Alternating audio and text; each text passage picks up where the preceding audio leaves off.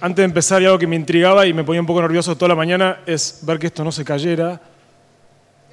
Y no, por suerte está pegado. Me estresaba, me muevo bastante cuando hablo y me estresaba que hiciera efecto dominó. Antes que nada, los veo muy poco, agradecer los testimonios de todas las personas, de todos los oradores. Fue y es muy enriquecedor lo que pasó ayer y lo que pasa hoy. Y entro a hablar muy conmocionado, ¿no? Ver historias de vida, sobre todo de gente grande, porque donde trabajo es toda gente joven, ¿no? Pero ver gente grande que está dispuesta, está convencida de que el mundo se puede cambiar, es muy movilizante y da ganas de seguir, ¿no? Bueno, trabajo en una ONG conocida por varios, que es Un Techo para mi país, y si bien no quiero hablar de esto, y no vengo a hablar de esto, sí en mi historia personal, que es un poco lo que voy a contar, interfiere bastante en mi historia, ¿no? Entonces, sin quererlo, voy a hablar bastante del proceso que viví yo trabajando en el techo. Y para evitar decir el techo, voy a tratar de decir el TEDx cada vez que quiera decir el techo para no aburrirlos y que no sea siempre el techo, ¿no? Y un poco lo que les vengo a hablar es esto de la conciencia, ¿no? y del despertar. Y para empezar, copiando un poco de Inés Sanguinetti en Buenos Aires en el TEDx, voy a hacer una pequeña encuesta y les pregunto, ¿cuántos creen de acá que se puede eliminar la extrema pobreza del mundo? Genial. ¿Cuántos de los que levantaron la mano creen que están haciendo algo hoy activamente para lograrlo? Bueno, me favorece la estadística y un poco tiene que ver con esto que yo quiero contarles, ¿no? Que es la conciencia, ¿no? Lo que yo creo que aleja a una persona de ayudar al prójimo es el no ser consciente del problema, y un poco lo que yo vengo a contarles con este título medio desafiante que está sacado de un libro fantástico de un jesuita de Melo que justamente leí viendo para acá, ¿no? Porque un poco también mi historia tiene que ver con el techo, porque estoy acá en Córdoba, porque vine a trabajar por el techo, y estoy acá hablando porque trabajo en el techo, ¿no? Donde es una organización que me da visibilidad, pero atrás mío hay cientos de jóvenes, hay un montón de personas que no trabajan en un lugar tan conocido, ¿no? Entonces, yo vengo un poco a contarles este proceso de conciencia o de despertar, ahí se me adelantó la filmina, y contarle algunas cosas para después contarles ya mi historia personal. Y el primer tip, y es la parte más fea de esto, la parte menos esperanzadora, es que despertarse es desagradable. Y tiene que ver, quizá todos lo viven diariamente, es ese instante en el cual suena el despertador y uno se despierta, y esa parte no es linda, ¿no? Claramente cuando uno supera esa parte, vivir está genial, pero esa parte no es agradable, ¿no? Entonces, este proceso de despertar, agrego acá para evitar que me agarre broncemia o que piense que yo soy un tipo despierto. El despertar es algo continuo y seguramente, así como muchos oradores, todos los seres humanos vamos despertando en algunos aspectos, ¿no? Entonces, esta palabra no es yo les hablo despierto, ustedes dormidos, sino... y bueno, este es el primer punto.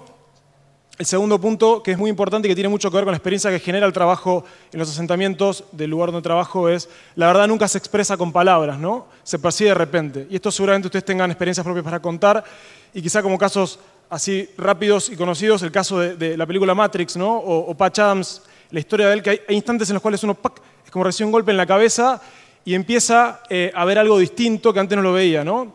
Y que tiene que ver con esto de lo desagradable que es despertarse, porque uno empieza a ver algo distinto y lo que tiene que reconocer que eso es lo desagradable es que uno estaba equivocado, ¿no? Y es un poco el proceso que yo he vivido. Y una pregunta clave que quizá Andrés la haya vivido es esto, ¿no? Que esto, cuando ustedes vivan esto, cuando ustedes se preguntan, uno se pregunta, ¿estoy loco yo o están todos locos? Bueno, eso es un signo de haber despertado en algo, ¿no? Cuando uno de repente siente que está solo y que ve algo que nadie ve, ¿no? Y más vinculado con lo que les voy a hablar, que es respecto a la pobreza, esto, ¿no? Que es algo muy importante, quizá muchos hablamos y lo profesamos, pero muy pocos tratamos de vivirlo, a veces no somos consecuentes, que es cuando uno ve al otro como un igual, ¿no? Y esto es empezar a romper paradigmas que sin darnos cuenta tenemos, y un poco yo le voy a contar esos paradigmas que yo me di cuenta que tenía en la cabeza y en el corazón, y que lo fui desarmando en gran parte por la experiencia de trabajar en el TEDx. El primer paradigma, la lógica va a ser mostrarles cómo se fue desarmando paradigmas en mí, es este, ¿no? Que es muy fuerte y que quizá muchos no se animan a decirlos, pero muchos, o como sociedad, lo pensamos, ¿no? Y para empezar voy a hacer una primera corrección, que no es menor, porque la gente no es pobre, ¿no? Porque decía, la gente es pobre porque quiere. La gente está pobre, o la gente vive en una situación de extrema pobreza. Así como ustedes no son callados, están callados, la gente está en una situación de pobreza, ¿no? Porque hablar de es definir a la persona, ¿no? Es hablar de este fatalismo, vos sos así, vas a hacer el resto de tu vida así, ¿no? Entonces, para empezar, y recuerden el día de mañana cuando se refieren a alguien, porque está muy en el léxico hablar de los pobres, es gente que está en situación de pobreza, significa que pueden salir y pueden cambiar, ¿no? ¿Y cómo empezar a romper este paradigma? Las fotos no son lindas artísticamente, pero significan mucho para mí, ¿no? Esta es la primera casa que yo construí allá en octubre del 2008. Acá vivía Juan y María. Y acá me encontré este fin de semana con un montón de voluntarios que no conocía para tratar de ayudar a esta familia, ¿no? Y acá aparece Juan y María, donde fue fuerte para mí todo lo que viví ese día, sobre todo el primer día, ¿no? Porque una de las condiciones que nosotros, o que el TEDx le pide a las familias es que participen a la par, que construyan con nosotros, no es que nosotros construimos su vivienda. Y fue muy fuerte esto de que Juan estaba muy alejado, en todo el día estaba como apartado, como apático, como no le importaba, ¿no? Y yo internamente empecé a responderme, bueno, el tipo está acá porque quiere, ¿no? Porque claramente si no puede ayudar ni siquiera a hacer un pozo para hacer su vivienda, ¿cómo va a salir esta situación, no? Y recorriendo la tarde, ya cuando se me puso cerca de ayudarme a hacer un pozo, me contó que era ciego, ¿no? Y fue como un de repente, ¿no? que me di cuenta de este prejuicio que estaba sin darme cuenta teniéndolo, ¿no? Y se había quedado ciego trabajando en una fábrica con viruta, ¿no? Entonces, cómo se me rompió este paradigma y me di cuenta en ese momento que lo tenía, ¿no? Otra forma de decir lo mismo, que también lo decimos quizás menos agresiva, ¿no? Es que las familias quieren regalos y no oportunidades. ¿Cómo empecé a desarmar esto? Esta es Libby. Tuve el lujo y la suerte de acompañarla a Libby en los últimos 2 años del secundario en la Villa 31 en Buenos Aires. Y Libby hasta los 15 años no sabía ni leer ni escribir y de chica había sido vendida en Perú. Y su destino fatal, según la dueña de ella, era lavar platos toda su vida, ¿no? Hasta que un día tomó fuerza, decidió viajar a Argentina y se encontró con su oportunidad, que fue una señora que fue como una madre para ella, que no solamente la empleó, sino que lo ayudó a darse cuenta que ella era igual que todos nosotros. Y yo tuve el lujo de comprobar esto, ¿no? Libby no necesitaba regalos, necesitaba que alguien le enseñe a hacer un logaritmo, ¿no? Y eso marcó muy fuerte, como la historia de Juan y Estela. Esto ya es en un barrio que trabajaba en Buenos Aires antes de venir acá. Ahí está mi hermano Tomás.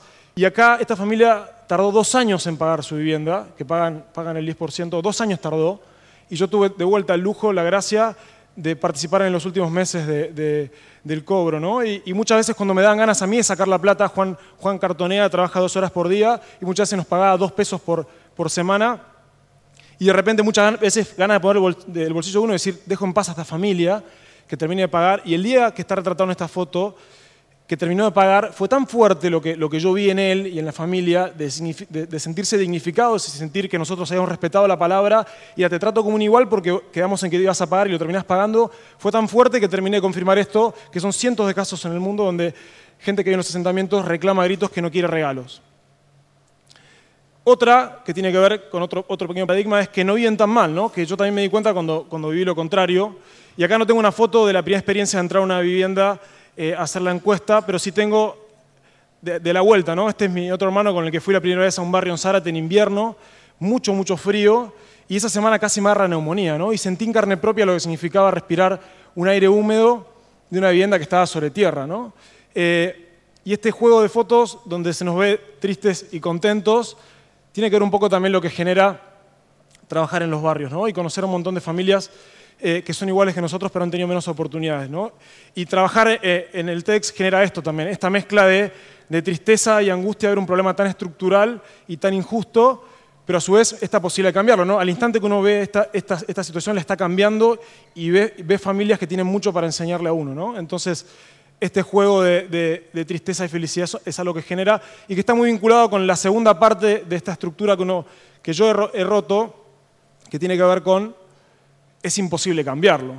Y no sé si lo habrán escuchado infinidad de veces, pero uno también se lo autorresponde y a veces es la segunda barrera, ¿no? Cuando uno ve una realidad tan compleja, tan fuerte y tan estructural y tan grande, uno toma 2 caminos.